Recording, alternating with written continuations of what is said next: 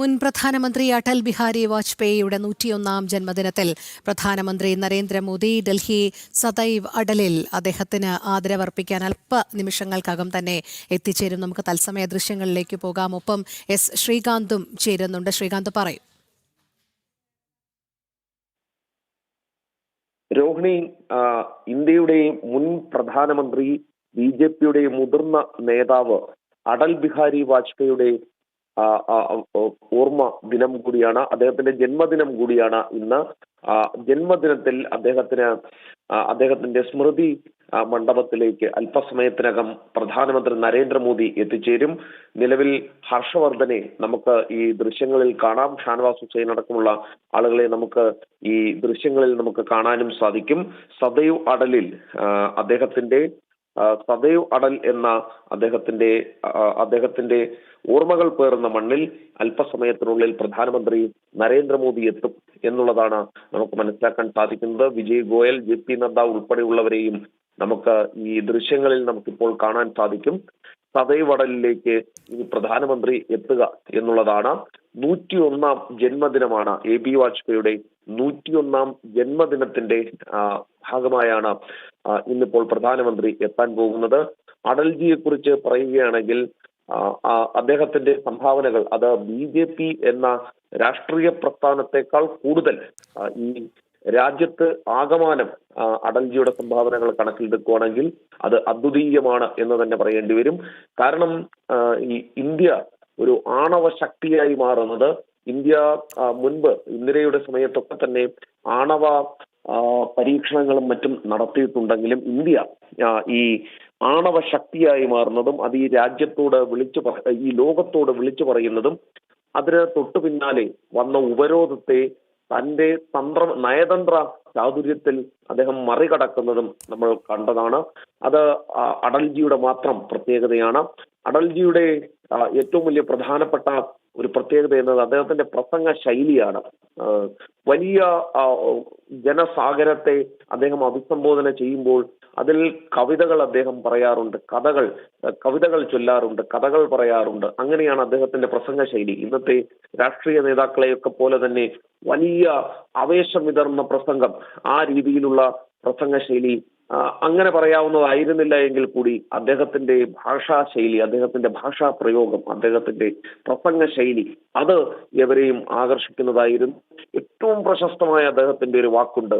അതായത് പാർലമെന്റിൽ ഈ രാജിവെച്ച് പോകേണ്ട ഒരു സാഹചര്യം വന്നപ്പോൾ, അവിശ്വാസ പ്രമേയത്തിൽ പരാജയപ്പെടുന്ന ഒരു സാഹചര്യം വന്നപ്പോൾ അദ്ദേഹത്തിന്റെ കാര്യമുണ്ട്, ഞങ്ങൾ തിരിച്ചു വരും എന്ന രീതിയിൽ അദ്ദേഹം നടത്തിയ ഒരു പ്രസംഗമുണ്ട്. അത് രണ്ട് പേരിൽ തുടങ്ങിയതാണ്. പിന്നീട് അത് 88ആയി. ഞങ്ങൾ ഭാവിയിൽ ഈ രാജ്യം ഭരിക്കുന്ന സാഹചര്യത്തിലേക്ക് കാര്യങ്ങൾ മാറും എന്ന് അദ്ദേഹം പറഞ്ഞ സാഹചര്യമുണ്ട്.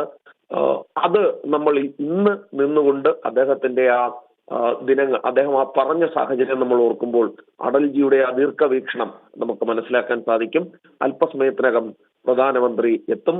JP നദ്ദ എത്തിയിട്ടുണ്ട്, ഹർഷവർദ്ധൻ എത്തിയിട്ടുണ്ട്, വിജയ് ഗോയൽ എത്തിയിട്ടുണ്ട്. അങ്ങനെ പ്രമുഖരായ ഓരോരുത്തരും ഇപ്പോൾ ഈ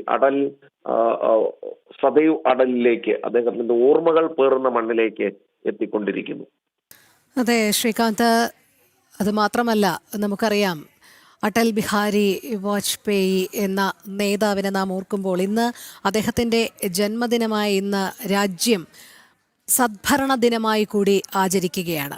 സൗമ്യമായ മുഖം, നേരത്തെ ശ്രീകാന്ത് പറഞ്ഞതുപോലെ ആ സൗമ്യമായ മുഖം തന്നെയാണ്. പക്ഷേ രാഷ്ട്രതന്ത്രജ്ഞൻ എന്നുള്ള രീതിയിൽ ദീർഘദർശനവും വിലയിരുത്തേണ്ടപ്പെടേണ്ടത് തന്നെയല്ലേ? അതുകൊണ്ടല്ലേ നമ്മൾ അദ്ദേഹത്തിൻ്റെ ജന്മദിനം രാജ്യത്ത് സദ്ഭരണ ദിനമായി തന്നെ ആചരിക്കുന്നത്? ഒരു കാര്യം ആലോചിക്കേണ്ടത്, ഒരു കാലത്ത് BJP പോലെ ഒരു പാർട്ടിക്ക് ഇന്ത്യ ഭരിക്കാനാകില്ല, അത് കോൺഗ്രസിന്റെ മാത്രം കുത്തകയാണ് എന്ന് പറഞ്ഞിരുന്ന ഒരു കാലത്ത് നിന്നും തുടർച്ചയായി 3 തവണ ഈ പാർട്ടി ഈ രാജ്യം ഭരിക്കുന്ന രീതിയിലേക്ക് വളർത്തിയെടുത്തതിന് പിന്നിൽ അടൽ ബിഹാരി വാജ്പേയിയുടെ ദീർഘവീക്ഷണം, ഈ പാർട്ടിയുടെ കെട്ടുറപ്പ് വർദ്ധിപ്പിക്കുന്നതിൽ അദ്ദേഹത്തിനുണ്ടായിരുന്ന സ്വാധീനം, അതെല്ലാം തന്നെയുണ്ട്. ഏറ്റവും പ്രധാനപ്പെട്ട കാര്യം ഇപ്പോൾ സദ്ഭരണ ദിനം എന്ന് പറയുന്നത് തന്നെ അദ്ദേഹത്തിന്റെ അഴിമതി രഹിത ഒരു മന്ത്രിസഭ, അത് ഈ കോൺഗ്രസിന്റെ കാലഘട്ടത്തിലെല്ലാം ഈ രാജ്യം കണ്ടിരുന്നത് അഴിമതിയിൽ മുങ്ങിക്കുളിച്ച ഒരു സാഹചര്യമായിരുന്നു നമ്മൾ കണ്ടിട്ടുണ്ടായിരുന്നത്. അഴിമതിയിൽ മുങ്ങിക്കുളിച്ച രാജ്യത്തെയാണ് നമ്മൾ കണ്ടിട്ടുള്ളത്, സർക്കാരിനെയാണ് നമ്മൾ കണ്ടിട്ടുള്ളത്. പക്ഷേ അത് മാറി ഇങ്ങനെയും ഈ രാജ്യത്തെ ഭരിക്കാം എന്ന് കാണിച്ചു തന്നത് അടൽ ബിഹാരി വാജ്പേയി ആണ്. അഴിമതി രഹിത ഭരണം കാഴ്ചവെക്കാൻ അദ്ദേഹത്തിന് സാധിച്ചു. അതും ഒന്നിലധികം പാർട്ടികളെ കൂട്ടി NDA എന്ന സഖ്യകക്ഷി ഭരണം നടത്തുമ്പോഴും അദ്ദേഹം അഴിമതി രഹിതമായി ആ ഭരണം മുന്നോട്ട് കൊണ്ടുപോകാൻ അദ്ദേഹത്തിന് സാധിച്ചു. സഖ്യകക്ഷി ഭരണത്തിൽ എപ്പോഴും നമ്മൾ കാണാറുള്ളതാണ് ഈ അഴിമതിയുടെ കറകൾ. ഒപ്പമുള്ള കക്ഷികൾ, പാർട്ടികൾ, അവരുടെ നേതാക്കൾ പരമാവധി പണം സമ്പാദിക്കാനുള്ള നീക്കം നടത്തുമ്പോൾ അത് ആ സർക്കാരിന്റെ പ്രതിച്ഛായയ്ക്ക് തന്നെ മങ്ങലേൽക്കുന്ന സാഹചര്യം ഉണ്ടാകും. പക്ഷേ അടൽജിയുടെ കാലത്തെ കാര്യം പറയുകയാണെങ്കിൽ ഇത് അഴിമതി രഹിതമായി ആ സഖ്യ സർക്കാരിനെ നയിക്കുന്നതിന്, കാലാവധി പൂർത്തിയാക്കുന്നതിന് അദ്ദേഹത്തിന് സാധിച്ചു. അത് അദ്ദേഹത്തിന്റെ ഈ രാജ്യത്തോടുള്ള പ്രതിബദ്ധതയുടെ, ഈ രാജ്യത്തെ മുന്നോട്ട് നയിക്കണം എന്നൊരു ചിന്തയുടെ ഏറ്റവും പ്രാധാന്യമർഹിക്കുന്ന അദ്ദേഹത്തിന്റെ ആ ചിന്തയുടെ പ്രതിഫലനം കൂടിയാണ് അത്.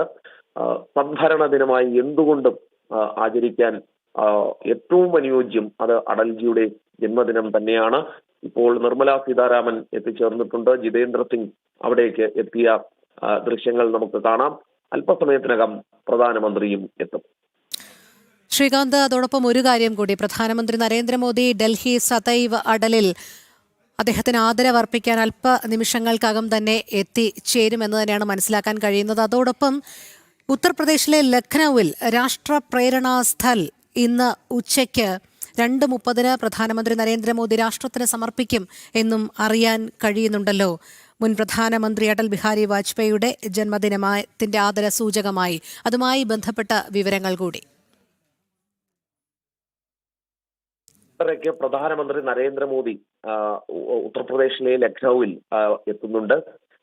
വാജ്പേയിയുടെ ഓർമ്മകൾ പേറുന്ന രാഷ്ട്രപ്രേരണാ സ്ഥൽ അവിടെ പണി പൂർത്തിയായി കഴിഞ്ഞു. അദ്ദേഹത്തിന്റെ പ്രതിമയുണ്ട്. അത് അദ്ദേഹത്തിന്റെ ദീൻദയാൽജിയുടേതടക്കമുള്ള, ശ്യാംപ്രസാദ് മുഖർജിയുടേതടക്കമുള്ള പൂർണ്ണകായ പ്രതിമകൾ അടങ്ങുന്ന രാഷ്ട്രപ്രേരണാ സ്ഥൽ അത് ലഖ്നൌവിൽ പ്രധാനമന്ത്രി നരേന്ദ്രമോദി ഇന്ന് ഉച്ചയ്ക്ക് 2:30 ഉദ്ഘാടനം ചെയ്യും.